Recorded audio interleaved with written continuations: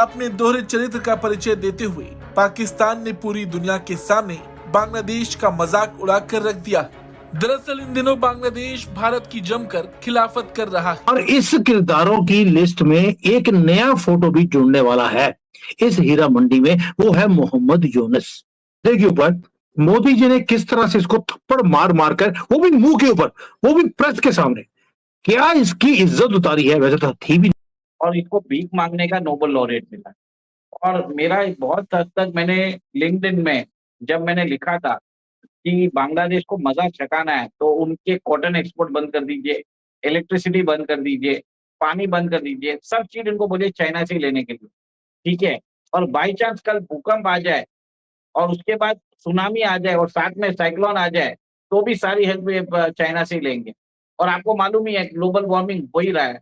Global warming में क्या होता है, इनके ऐसे भी इनकी जो देश की जमीन है वो समुद्र खाने वाला है। बीच समुद्र से भाग गए, वही कहते हैं ना, कश्ती डूबी वहाँ जहाँ पानी कम था। यूनुस के संग में कुछ वैसा ही हो रखा है। पाकिस्तानी फौज भाग गई, पाकिस्तान पूरा का पूरा भाग गया, सपोर्ट नहीं कर रहा है। चीन जिससे थोड़ी बहुत उम्मीद थी, कोई अब इनको भाव नहीं दे रहा है। अमेरिका जिससे सबसे ज़्यादा उम्मीद थी, जो ट्रम्प कह रहा हूँ, जो बाइडेन साहब, जो ओबामा साहब, जो पूरी तिकड़ी थी उनकी, कमला हैरिस, सब सत्ता से बाहर हो गए। किसी का अब जोर ही नहीं चल रहा, कोई है ही नहीं। अब ये व्यक्ति जिसने सालों साल जेल में काटे हैं, सोचा था कि एक दिन मेरा भी आएगा, मैं तो अमेरिका का सगा हूँ, अमेरिका का टॉमी हूँ, मुझे तो मैं भी 10-5 साल तो रह ही जाऊँगा प्राइम मिनिस्टर। हालत ये आई है, पाकिस्तानी फ़ौज भगाना चाह रही है, बीएनपी इसको भगाना चाह रही है। अपने जो इसके स्टूडेंट यूनियन के जो थे छात्र, वो सब परेशान है कि भाई हमें तो कुछ मिल ही नहीं रहा। साल भर होने वाला है, चंद महीनों में बहुत जल्दी साल भर हो जाएगा, कुछ हमारे हाथ ही नहीं लगा। अमेरिका से पत्ता साफ, पाकिस्तान से पत्ता साफ, तो जाएँ कहाँ। पाकिस्तान ने एक बार फिर से खुद को दुनिया के सामने शर्मसार कर दिया है और इस बार उसने अपने साथ साथ अपने नए दोस्त बांग्लादेश की भी जमकर फजीहत करवाई। वहां की अंतरिम सरकार पाकिस्तान से अपने रिश्ते सुधारने में लगी। पिछले कुछ समय से बांग्लादेश पाकिस्तान के करीब जा रहा, लेकिन पाकिस्तान ने उसकी उम्मीदों पर भी पानी फेर दिया है। पाकिस्तान ने बांग्लादेश से वादा किया कि उसकी नौसेना के एक प्रमुख फ्रिगेट PNS असलात बांग्लादेश के चटगांव बंदरगाह पर पहुंचेगा, लेकिन पाकिस्तान ने इस वादे को पूरा नहीं किया और बांग्लादेश को शर्मिंदा कर दिया। पाकिस्तान का ये फ्रिगेट इंडोनेशिया के दौरे के बाद कई बंदरगाहों पर रुका, लेकिन बांग्लादेश को नजरअंदाज कर दिया गया। यहाँ तक कि ये फ्रिगेट श्रीलंका और मालदीव में भी रुका, लेकिन बांग्लादेश न जाकर वो वापस पाकिस्तान लौट गया। करीब जा रहा हूँ। खैर ऐसा पहली बार नहीं है जब पाकिस्तान ने अपने किसी करीबी के साथ कोई धोखेबाजी की हो।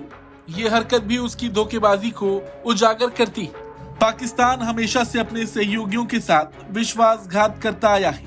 रही बात बांग्लादेश की, तो उसको इस बात का अंदाजा होना चाहिए था कि पाकिस्तान अक्सर इस तरह की हरकतें करता आया है। इससे बांग्लादेश को ये सीख मिलनी चाहिए कि पाकिस्तान से दोस्ती करने का क्या परिणाम हो सकता है। हालांकि अगर भारत के नजरिए से देखा जाए तो भारत के लिए ये चिंता की बात है, क्योंकि पिछले कुछ समय में जिस तरीके से पाकिस्तान के करीब बांग्लादेश गया है, वो कहीं ना कहीं भारत के लिए आने वाले वक्त में परेशानी का सबब बन सकती है। अब इस घटना की बात ही कर ली जाए, अगर PNS असलात बांग्लादेश पहुंचता तो वो भारत के लिए ही चिंता की बात होती, क्योंकि ऐसा 20 साल में पहली बार होता जब पाकिस्तान का कोई फ्रिगेट बांग्लादेश गया होता। और देखा भी जाए तो पाकिस्तान और बांग्लादेश के बढ़ते रक्षा संबंध क्षेत्रीय सुरक्षा संतुलन पर प्रभाव डाल सकते हैं। और इस किरदारों की लिस्ट में एक नया फोटो भी जुड़ने वाला है इस हीरा मंडी में। वो है मोहम्मद यूनुस। वो क्यों बोल रहा हूं, क्योंकि अभी अभी एक फोटो आई जहां पर पहली बात तो ये बड़ा गिड़गिड़ा रहा था कि मोदी जी के साथ वाली सीट मेरी होनी चाहिए ताकि मैं वर्ल्ड लीडर के साथ बैठा हुआ दिखाई दूं, अपने जिहादियों को दिखाने के लिए कि देखिए मोदी जी मेरे साथ बैठे थे। और वहां पर पैरों में भी लेटा हुआ भी दिखाई दिया कि मोदी जी मेरे कंट्री को बचा लो। देखिए ऊपर मोदी जी ने किस तरह से इसको थप्पड़ मार मार कर, वो भी मुंह के ऊपर, वो भी प्रेस के सामने, क्या इसकी इज्जत उतारी है। वैसे तो थी भी नहीं कभी, लेकिन जो थोड़ी बहुत थी वो भी उतार दी।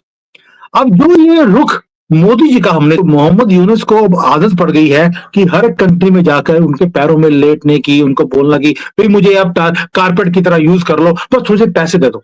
मोदी जी से इन्होंने क्या बोला? देखिए सर, बेकर देश के जो नोबेल लॉरिएट है, international banking Nobel laureate, Mohammad Yunus, आप उनका काम बोलते हैं बहुत बड़े इकोनॉमिस्ट है, बट मेरा एक चीज मानना है, क्या डिग्री है उनके पास बताइए? और इसको भीख मांगने का नोबेल लॉरेट मिला। और मेरा एक बहुत हद तक मैंने लिंक्डइन में जब मैंने लिखा था कि बांग्लादेश को मज़ा चखाना है, तो उनके कॉटन एक्सपोर्ट बंद कर दीजिए, इलेक्ट्रिसिटी बंद कर दीजिए, पानी बंद कर दीजिए, सब चीज़ इनको बोलिए चाइना से ही लेने के लिए, ठीक है? और बाय चांस कल भूकंप आ जाए और उसके बाद सुनामी आ जाए और साथ में साइक्लोन आ जाए, तो भी सारी हेल्प ये चाइना से ही लेंगे। और आपको मालूम ही है ग्लोबल वार्मिंग हो ही रहा है।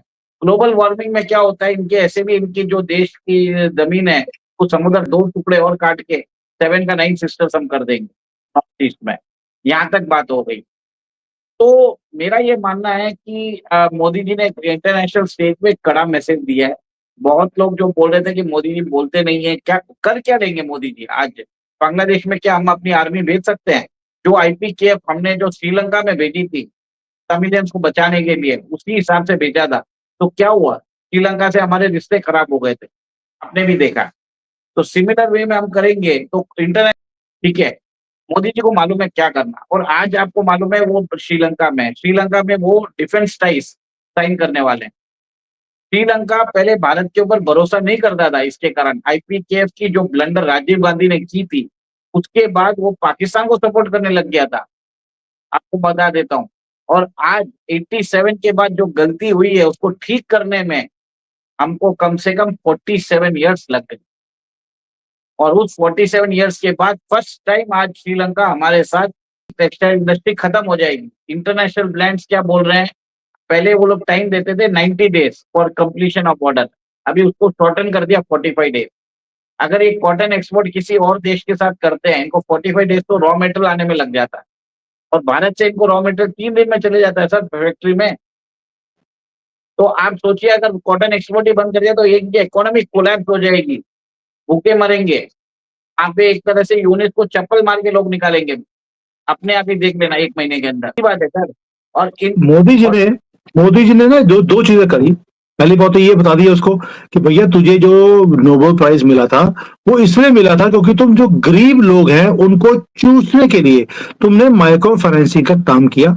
जो ड्रग कार्टल्स थे उनसे पैसे लिए, उसको के पैसों को इन्वेस्ट किया, और गरीब लोगों से जिनको ये लोन देता था 5,000 10,000 रुपए का, उसके ऊपर इंटरेस्ट रेट ये लेता था 25 से लेकर 30% दिया गया, क्योंकि उसने कन्वर्जन का काम बड़े जोर शोर से किया था।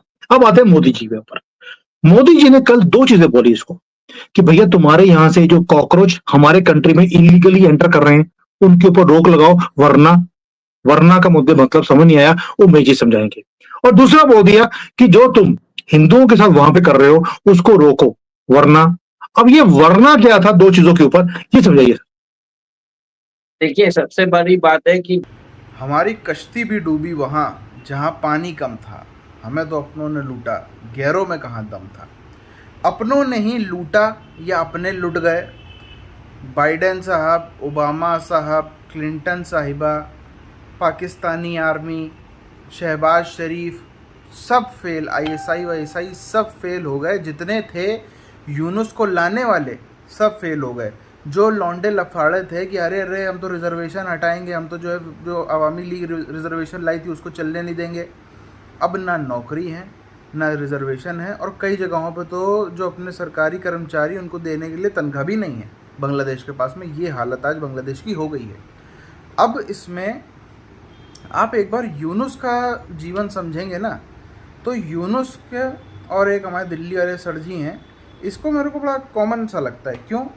क्योंकि बहुत तकलीफ़ें झेली, बहुत कुछ किया, मेहनत भी करी दोनों ने। अगर आप जीवन उठा के देखो, दोनों ने काफ़ी मेहनत की, संघर्ष, सालों साल फूंक डाले, सालों साल जो है वो एक ही बूशर्ट में एक ही शर्ट पहन के घूमते रहे कि कुछ ना कुछ होगा, अपना एक फ़ैन बेस भी तैयार किया। लेकिन जब सत्ता को भोगने की बात आई, जब पावर को एंजॉय करने की बात आई, पावर एंजॉय नहीं कर पाए। कहीं हम देखते हैं यहाँ पे कहीं एक व्यक्ति जो दिल्ली वाले हैं उनके पास में कहीं पुलिस नहीं है, कहीं पंजाब में जो है उनका मीटिंग में कोई नहीं आ रहा, पंजाब में भी पावर नहीं एंजॉय कर पा रहे हैं, दिल्ली में भी पूरा मज़ा नहीं आ रहा। यूनुस के संग भी वैसा ही है।